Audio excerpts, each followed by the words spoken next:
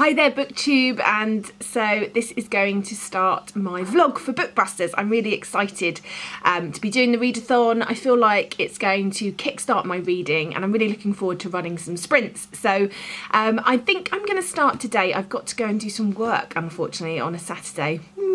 But I'm going to go and do some work, and then when I get back I have got a little bit of time today because my husband is taking Matilda to gymnastics and swimming. So I think I'm going to start my week with The Reason I Jump by David Mitchell. I think I'd really interested in this. It's non-fiction and it's set out in sort of a series of questions, and I think it's going to be a really informative read, but also a quick one. So I'm going to start with that, and then I'm also going to treat myself today to Headlopper and the Island of Plagued Beasts, which is the graphic novel that I've picked for the week. I feel like if I can get through a good few books at the weekend, then during the week I'm going to feel less pressure to get the other ones done. So these are my two priorities for today. So these are the ones that I'm going to be working on. So I'm just uploading a video actually, and once I've uploaded that I'm going to drive over to do the work that I need to do, and then hopefully in a couple of hours I will be back and I will be reading these, so I will update you in a little while. Hi there, so I'm off to work. I've never done this with my camera before, so we shall see how effective it is, or whether the camera just goes shooting all over the dashboard. So we won't be chatting for too long. I'm just going to work. I work for my dad a little bit, and he's away at the moment, so I'm going to do some admin for him, and just a little bit of extra book money really. And so the readathon has started. I'm feeling a little bit jaded today, it has to be admitted. I went out with my lovely friend Carrie last night, one of my mummy friends. We haven't seen each other for a while because our children have both started school, and her son Toby is my daughter's self-proclaimed boyfriend. They're so sweet, and normally me and Carrie would meet up regularly with the kids, and they were both doing the same swimming class, and it's all changed this term, and so we don't get to see each other as much, so we thought we'd go out for a bit of a therapy debriefing session catch up. So we went to Loch Fyne for dinner last night, which was amazing. If you don't know what Loch Fyne is, because it's not everywhere and in other countries, it's just a really amazing fish restaurant. It's a chain, but it just does really nice fish, and we had a lovely night, but there was quite a lot of alcohol involved, and they were doing an offer with some Prosecco, so there was some Prosecco involved as well. But we went from there then to a place called the Pudding Stop, which is a really good dessert restaurant. So it's run by someone that was, I think, a runner-up in the Great British Bake Off years ago when it first started, and he actually is from St Albans, and when he finished the Bake Off he bought himself a pudding truck, which I'm sorry about the bad lighting here, guys. He bought himself a pudding truck which has been parked at our local station, so when people come back from their commute they can buy like a chocolate brownie or something, a sweet treat for the evening. And last year he opened a restaurant, so loads of people go out for dinner, they go on dates or whatever, or they just go out for dinner with friends, and then they go to the Pudding Stop afterwards for a really nice dessert and a coffee, and a chill out and a chat, and they serve alcohol there as well, but they also they have board games, and they have a film night, I think. Oh, let's get out of the ambulance's way. They have a film night, and yeah, it's just a really nice place to go afterwards if you fancy doing something different. So we went there, and then we walked home, and it was really nice, but I was very, very tired, and I'm feeling a little bit tired this morning, so I've just scoffed a banana, which is my go-to hangover cure. So if anyone ever wants a hangover cure, I recommend 2 pints of water at least, a banana, and a couple of paracetamol. And normally I wake up really, really early in the morning when I've been drinking, and I run downstairs, I take them, and then I go back to sleep for an hour, and it tends to sort of kick in. I think whatever the potassium or whatever in the banana really helps if your tummy's just feeling a little bit ropey. But we were really lucky this morning. Matilda is a early bird. She's always up between 6 and half 6, generally, no matter what. It doesn't seem to matter when she goes to bed. She's generally between 6 and 6:30. We can be guaranteed a little wake up call with the little patter of feet and the jump on the bed. This morning the patter of feet and the jump on the bed came at 20 to 8, so it was super nice to be able to have a lie in. I think we all needed it. It's hard at work for all of us, and Matilda at school is, you know, definitely hard work for her starting out, so that was really nice. Yeah, so I'm just waffling about random stuff. I don't know if any of this will be of interest to anybody or whether I will even use it. So I'm really excited about the Bookbusters readathon because I've been struggling a little bit with my reading recently, and I'm undecided whether the reason I'm struggling is because I'm reading books that I'm sort of pushing myself to read for various reasons and that I haven't been enjoying, and so it's put me a bit slumpy, or whether it's because of starting work and being so tired and then not reading so much, or it's possible that it is a combination of the two. I mean, it's more than possible that it's because I'm tired and because the books I've been reading haven't been the ones for me. So I'm really hoping I've picked books for the readathon that I feel will be sort of good reads, quicker reads. They're ones I'm really excited to get to. So I'm hoping that'll really help me to focus and enjoy them. But I'm definitely, in October, I'm definitely allowing myself a little bit more time just to read stuff that I want to read, and to not force myself to finish books that I'm not enjoying, because generally I'm quite good at DNFing, but yeah, I just recently I've been struggling to find those 5 stars, and I don't know why. So I need to start trusting my instincts a little bit more, and maybe mood reading a little bit more, and stopping sort of such a rigid, well, I'm not particularly rigid on my TBR, but yeah, so picking a TBR book, because even if I know in my head I'm not rigid on the TBR and it doesn't matter if I don't follow it, I still have in my head that there's a TBR there, and it's kind of you know, you feel a bit of a failure if you don't like at least read a chunk of them for some reason. I don't know, I'm sure other people don't feel like that, but I just feel like a bit of a failure if I don't at least try and read a chunk of them. I don't know, so we're just going to see what happens. Yeah, I'm going to stop chatting and waffling now because I haven't really got very much of interest to say. I'll catch up with you all later when I've actually read something, so bye for now. Okay, so apologies for the shaky handwork here. I'm holding quite a heavy camera, but I wanted to just talk to you. I've just read the introduction of The Reason I Jump, and this is a book written by a boy in Japan when he was 13 who has autism.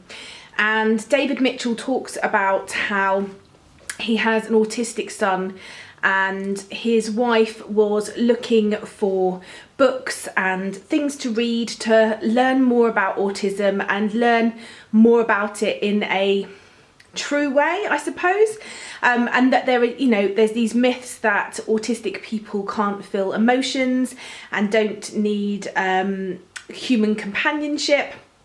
And when they read this book, they said it was extremely eye-opening, and so she started to translate it to English for carers and parents they knew that they thought might find it interesting. And it turned out that there was quite a lot of people that would wanted to read this book and that they wanted to share it with, and so they helped translate it into English. I'm really interested in hearing this boy's story, a story straight from, you know, the mouth of someone who has autism, who can tell us a bit more about what it must be like. I come across it in my everyday life, and it is something that I really want to learn more about and to discover ways to interact with autistic people and to just discover more about this. I find it fascinating how it covers such a wide spectrum. You can have people on various parts of the autistic spectrum, and they all have very different needs and traits and differences, and I just find it fascinating. So I'm going to delve in now and start reading some of this, and I'll come back to you when I've read some more.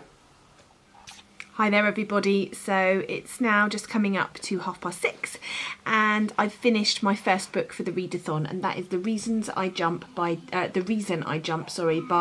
Naoki Higashida, and introduced by David Mitchell and translated by Ka Yoshida and David Mitchell. I really enjoyed this book. I've ended up giving it 3 stars, and the reason for that is I am not directly affected in my personal life by anybody with autism, and I think if you are a parent to an autistic child, or you have much more experience with autistic children, this may affect you and be a comfort to you more than it was to me. And the reason for that is that obviously our writer of this is an autistic child. He's a 13-year-old autistic boy, and he's giving us his feelings and thoughts about things. And I think it's really interesting to hear from his point of view, his thoughts and feelings about things, and how he can't explain certain things that he does. And I think from my point of view, the things that I'm more interested in is how to access someone with autism and how to help them to interact with non-autistic people. So I think in a way this is a really great starting point. It's a really eye-opening way of seeing what might be happening to, in an autistic child's mind when they do certain things, when they cry for a reason you can't explain, when they don't like to be touched, when they don't want to look at you, when they run away. One of the most significantly moving bits of this for me actually was talking about how often autistic children, maybe in the playground or in general, there's this general misconception that they like to be on their own and they prefer to be by themselves. And Naoki says that actually that's not true. Like, he loves human interaction and he wants that human interaction, and he wants to have those connecting moments with other humans and to be social, but it becomes easier to be separate and to be away from people because he can't interact with them. Sometimes on a speed level, he explains how when a conversation comes up, sometimes the words he just can't get the words out that he wants to, which is why sometimes we might hear autistic people spur out something at a totally inappropriate time that we can't work out what it is that they're saying, why they're saying that, and that's because they're responding to something that happened quite a way previous that all of a sudden their brain has managed to push out. So in that way I thought that it was really interesting. I'm hoping that this will give me a better understanding of thinking about autism and autistic people in a different way, and not judging them perhaps how I have previous. So the book certainly, I feel, did its job. I definitely feel like it is more relevant to people who have maybe autistic children or autistic people close in their lives, but I did really enjoy it, and it's a good starting point for me, so I gave it 3 stars. So this evening I'm going to be reading my graphic novel in a minute. I'm just about to go and dunk Matilda out of the bath, or scoop Matilda out of the bath, one of her favourite activities of the day, and put her to bed, and then I will be doing some more reading this evening. So I'll come back to you in a little while. Bye for now, BookTube. Hi guys, so it's currently not too late, but quite late on the end of the first day of Bookbusters, and I'm just going to be wrapping up my day here because I've not been feeling great today. I'm incredibly tired and I would just like to get an early night. So although I might read a little bit later, I will update you on that tomorrow. So I've just finished my second book of the readathon, which was my graphic novel pick, and that was Headlopper and the Island, the Plague of Beasts. I was really looking forward to this. It looked like something a little bit different. I've been told it was a bit sort of Game of Thronesy, it was a fantasy. I thought the colour palette looked quite interesting. There's lots of sort of bold colours going through. And unfortunately, I was really disappointed with this one. I felt like the art was okay and I quite liked it, but I felt like the story really let itself down. It was a very typical, stereotypical, in fact, fantasy. It was, you know, the bad guy wants power and the good guy cannot be beaten and is invincible, and there was sort of a mini quest, and you had sort of what was meant to be a humorous sidekick, which was not so humorous. It just got a little bit annoying, and yeah, it just got a little bit boring, and you had sort of very stereotypical tropey things happening, which I feel like let itself down a little bit.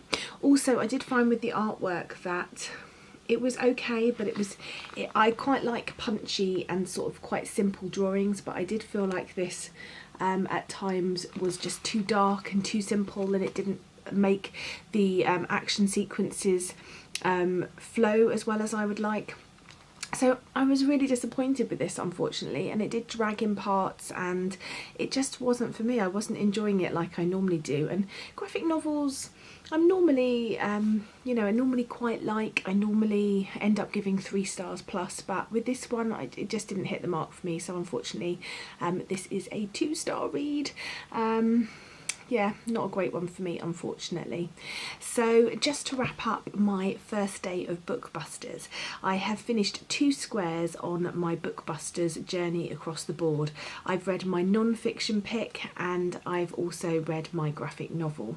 And then when it comes to the bonus board, which is for points that you can get right away, I have completed the following. I've posted a TBR, I've posted a currently reading Instagram photo.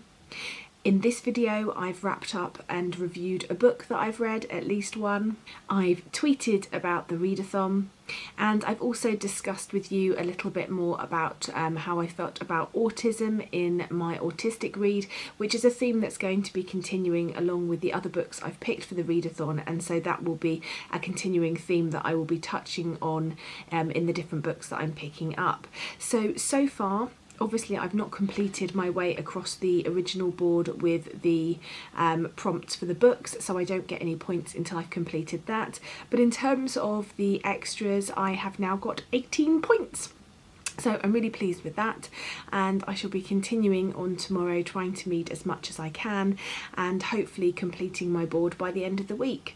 It's been really great speaking to people on Twitter, seeing people getting excited, seeing people reading, so thank you to everyone who's been taking part, and I really look forward to the rest of the week and us keeping this going. So let's keep reading, let's do this, you can do it, and I look forward to speaking to you soon. Bye for now, BookTube.